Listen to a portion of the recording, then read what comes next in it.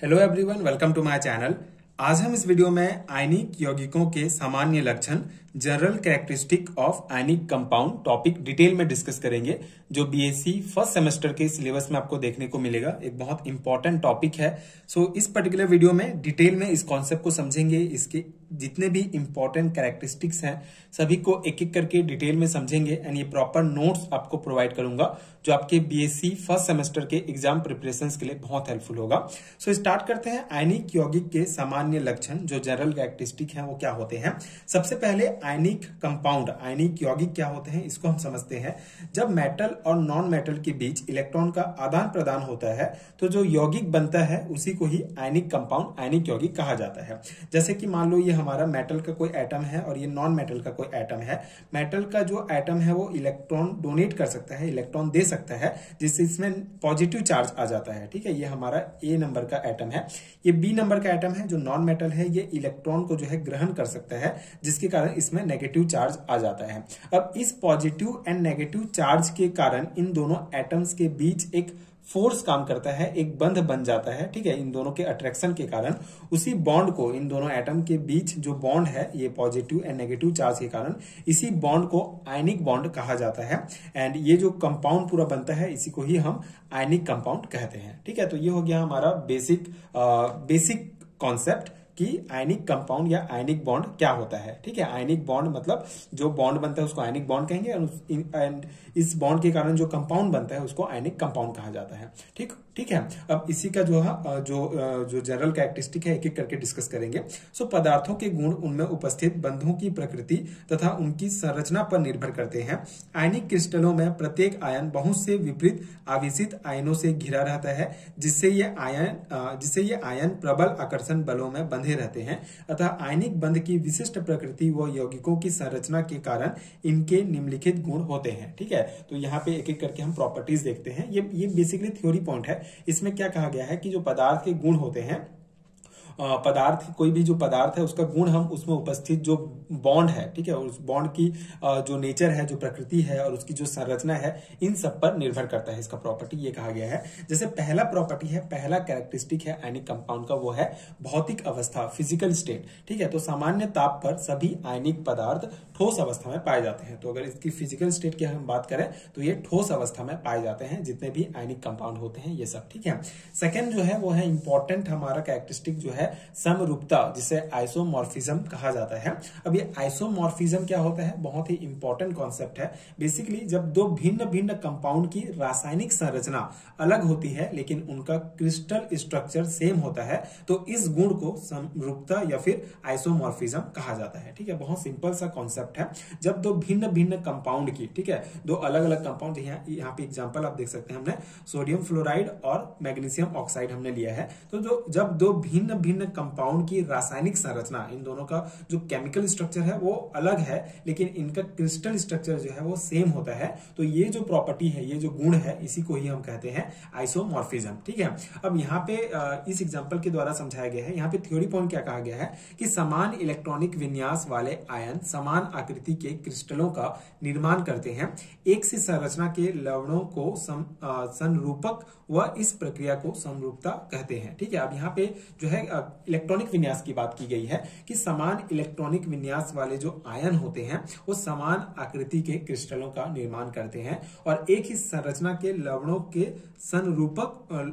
को संरूपक और इस प्रक्रिया को समरूपता कहा जाता है। ठीक है, अब यहाँ पे इलेक्ट्रॉनिक कॉन्फ़िगरेशंस की अगर हम बात करें कि अगर दोनों आयन का इलेक्ट्रॉनिक कॉन्फ़िगरेशन सेम होगा तो समान आकृति के क्रिस्टल का निर्माण करेंगे। जैसे अगर हम सोडियम आयन की बात करें, सोडियम आयन है तो एक इलेक्ट्रॉन जो है ये डोनेट करके इसका इलेक्ट्रॉनिक विन्यास क्या हो जाएगा, बेसिकली इसका होता है एटॉमिक नंबर 11 होता है। ठीक है, तो इलेक्ट्रॉनिक विन्यास हो जाएगा, अगर एक इलेक्ट्रॉन ये त्यागता है तो 1s2 2s2 2p6, outer most shell में 2 और 8 होगा इसका इलेक्ट्रॉनिक विन्यास। उसी प्रकार अगर हम फ्लोरीन की बात करें तो जब ये एक इलेक्ट्रॉन ग्रहण करेगा तो इसके आउटर मोस्ट सेल का इलेक्ट्रॉनिक कॉन्फ़िगरेशन हो जाएगा 2 8। तो यहाँ पे आप देख सकते हैं सोडियम फ्लोराइड की अगर हम बात करें तो इस कंपाउंड में दोनों आयंस का electronic configuration outermost shell का सेम है, इसी कारण इन दोनों का जो स्ट्रक्चर होगा, क्रिस्टल स्ट्रक्चर होगा, वो सेम होगा। ठीक है, उसी प्रकार अगर हम यहाँ पे मैग्नीशियम ऑक्साइड की बात करें, Mg2+ O2 माइनस, ठीक है। तो यहाँ पे जो मैग्नीशियम है ये 2 इलेक्ट्रॉन जब डोनेट करेगा, तो जो 2 इलेक्ट्रॉन जब आउटर मोस्ट शेल से निकालेगा तब इसका इलेक्ट्रॉनिक विन्यास हो जाएगा 2-8, ठीक है। इसका बेसिकली 12 होता है एटॉमिक नंबर। तो 2 इलेक्ट्रॉन जो है त्यागने के बाद इसका आउटर मोस्ट शेल का इलेक्ट्रॉनिक विन्यास हो जाएगा 2-8, ठीक है। उसी प्रकार ऑक्सीजन जब 2 इलेक्ट्रॉन ग्रहण करेगा तब उसका आउटर मोस्ट शेल का इलेक्ट्रॉनिक विन्यास हो जाएगा 2-8, ठीक है। तो यहाँ पे आप देख सकते हैं इस कंपाउंड के दोनों जो आयंस हैं, दोनों आयंस का इलेक्ट्रॉनिक कॉन्फ़िगरेशन सेम है, तो उनका जो क्रिस्टल आकृति होगा, जो क्रिस्टल स्ट्रक्चर होगा वो भी सेम होगा, ठीक है।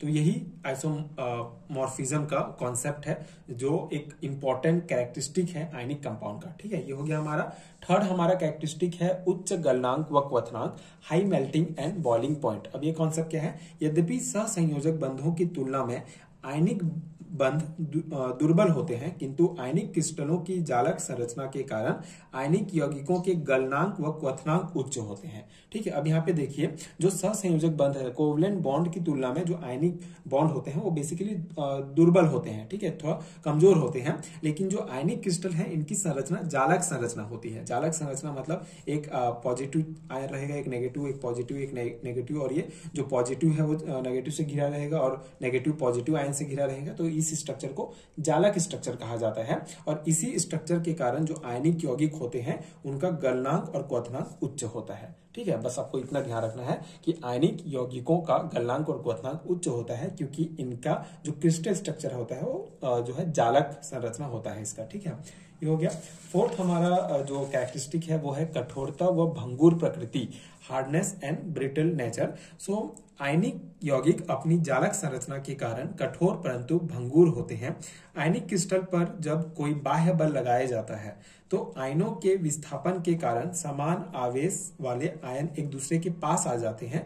फलस्वरूप प्रतिकर्षण बल के कारण क्रिस्टल टूटकर बिखर जाता है। अब देखिए आयनिक यौगिकों की अपनी जालक संरचना के कारण कठोर परंतु भंगुर होते हैं। भंगुर कैसे? देखिए अब यहाँ पे कोई भी हमारा आयनिक क्रिस्टल है, आयनिक क्रिस्टल मतलब पॉजिटिव नेगेटिव चार्ज, इस प्रकार से ये क्रिस्टल बनाते हैं, ठीक है, आयंस मिलकर। तो ये हमारा किसी भी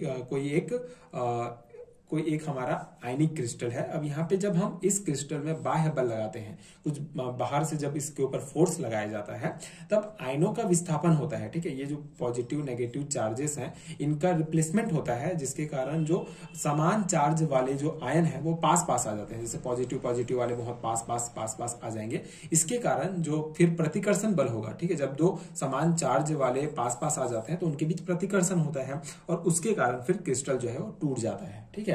यही कॉन्सेप्ट यहाँ पे बताया गया है कि जो आयनिक कंपाउंड होते हैं ये कठोर तो होते हैं क्योंकि उनके जालक संरचना होती है, लेकिन उसके साथ साथ ये भंगुर प्रकृति भी शो करते हैं क्योंकि जब बाह्य बल लगाया जाता है तो आयन्स पास पास आ जाते हैं और उनके बीच फिर प्रतिकर्षण होता है और क्रिस्टल टूट जाता है, ठीक है। तो ये हो गया हमारा फोर्थ कैरेक्टरिस्टिक। फिफ्थ है क्रिस्टल संरचना, क्रिस्टल स्ट्रक्चर। सो आयनिक यौगिक प्रायः ठोस क्रिस्टलीय अवस्था में पाए जाते हैं। इनमें आयन परस्पर स्थिर विद्युत बल इलेक्ट्रोस्टैटिक फोर्स द्वारा बंधे होते हैं, ठीक है। सिंपल है, ये पॉजिटिव नेगेटिव है तो इन दोनों के बीच इलेक्ट्रोस्टैटिक जो है फोर्स पाया जाता है जिससे आयनिक यौगिक जो है वो बंधे रहते हैं, ठीक है। आयनिक कंपाउंड के जो एटम्स हैं वो बंधे रहते हैं।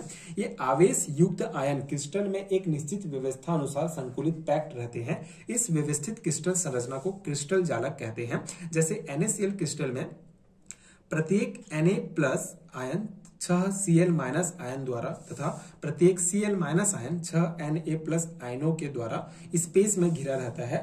आयनों की इस व्यवस्था के कारण इस यौगिक की क्रिस्टल की संरचना घनीय क्यूबिक होती है। अब क्रिस्टल संरचना के बारे में बताया गया है, जैसे यहाँ पे इस डायग्राम को शो कर सकते हैं। ये जो है 3D स्ट्रक्चर आप समझ सकते हैं। जैसे कोई एक Cl- आयन है तो 6 Na+ आयन से घिरा रहेगा और एक जो Na+ आयन होगा वो 6 Cl- आयन से घिरा रहता है। इस प्रकार से ये जो है एक क्रिस्टल संरचना बनाते हैं, ठीक है। ये वैद्युत संयोजी यौगिक के क्रिस्टल है और ये NaCl में क्रिस्टल जालक के आयनों का संकुलन। इस प्रकार से ये आप डायग्राम बना सकते हैं, ठीक है। तो ये क्रिस्टल संरचना को शो करता है आयनिक कंपाउंड की।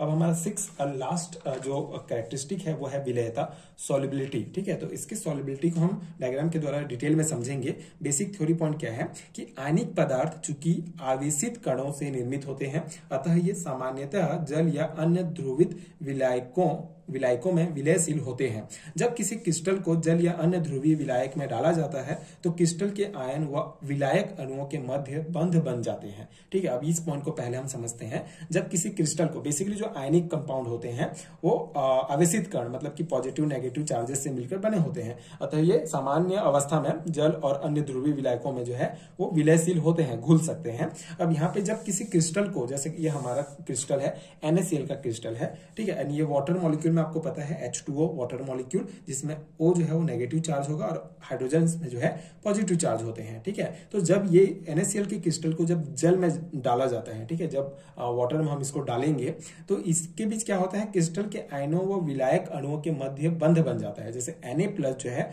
वो जो वाटर मॉलिक्यूल के ऑक्सीजन जिसमें नेगेटिव चार्ज है एंड Na+ में पॉजिटिव चार्ज है, इन दोनों के बीच अट्रैक्शन होगा और ये बॉन्ड बना लेंगे। ठीक है, इसी प्रकार ये बॉन्ड बना लेंगे वाटर मॉलिक्यूल के साथ। और जो Cl- है, ये Cl- यहाँ पे Cl-, ठीक है, Cl- जो है हमारा जिसमें नेगेटिव चार्ज है, और तो ये क्या करेगा, हाइड्रोजन जिसमें पॉजिटिव चार्ज है उसके साथ अट्रैक्ट होगा और बॉन्ड बना लेगा। ठीक है, तो इस प्रकार से जो है Na+ जो है ऑक्सीजन के साथ बॉन्ड बनाएगा और Cl- जो है हाइड्रोजन के साथ बॉन्ड बनाएगा और इस प्रकार से ये जो है जल में घुल जाएंगे, मतलब Na+ और Cl- अलग अलग हो जाएंगे वाटर मॉलिक्यूल के साथ बॉन्ड बना के। तो इस प्रकार से NaCl को जब हम वाटर में डालेंगे, NaCl के क्रिस्टल को, तो ये इस प्रकार से इसके सॉल्युबिलिटी को शो किया जाता है। ठीक है, इस प्रकार से ये घुल जाएंगे।